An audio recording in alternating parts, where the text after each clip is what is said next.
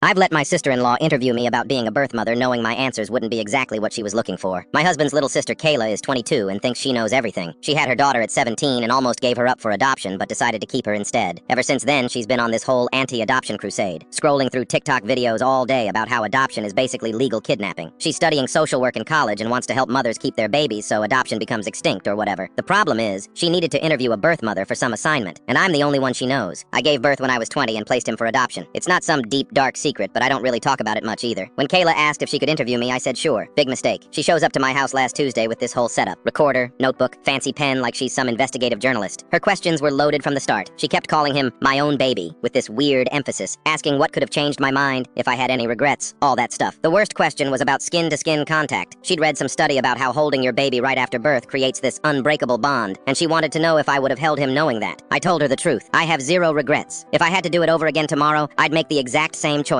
And no, I wouldn't have held him even knowing about skin-to-skin, because if I had, I would have kept him, and his life would have been absolute garbage. Her face went white. She started scribbling notes super fast like she was trying to write down every word. I kept going because she asked for honesty, right? I told her I wasn't some selfless angel putting his needs first. I was living with my abusive ex-boyfriend who hated that baby because it wasn't his. We had people coming in and out of our apartment doing drugs, having sex, whatever. The place was disgusting. My ex would have hurt that baby just to hurt me. Kayla interrupted me, saying I couldn't know that for sure. She said if I'd been offered resources like housing assistance, childcare, therapy, I might have turned my life around. I laughed. I told her she could have given 20-year-old me a mansion, a nanny, a therapist, and $1 million, and I still would have gone back to my ex, because I was rebelling against my parents who were also abusive, and my ex was everything they hated. That baby wasn't going to magically fix me. I explained that I went from one abusive house to another, and I was too busy being angry and destructive to change for anyone, even an innocent baby. I told her that keeping him would have made me a monster because I knew I wouldn't sacrifice for him. Loving him wasn't enough. She started arguing about adoption not being perfect either, like that somehow made my point invalid. I told her, yeah, maybe adoption wasn't perfect, but it gave him a chance. Staying with me gave him none. Then she asked the question that really set me off. She wanted to know why I agreed to the interview if I wasn't going to give her the answers she needed for her paper. I said because there are times when adoption is the only option, and pretending otherwise doesn't help anyone. Some birth mothers aren't tragic heroes who were failed by society. Some of us were just train wrecks who did the right thing for once. She slammed her notebook shut and said I was making her work harder because everything I said went against her thesis. She said I was making it sound like adoption was always the better choice. I told her I couldn't lie to make her assignment easier. She packed up her stuff and left without saying goodbye. Later that night, my husband got a text from Kayla saying I sabotaged her interview on purpose and that I was heartless. He texted back that she came to me for honesty, not validation for her preconceived ideas. The next day, she called him crying, saying her professor might make her start over because my answers didn't support any of the anti-adoption arguments she wanted to make. She said I should have warned her that I'd be so blunt about it. My husband told her that's exactly why she needed to hear it. Not every birth mother story fits the narrative she wanted to push. Some of us made hard choices that saved our kids from worse situations. She hasn't spoken to either of us since.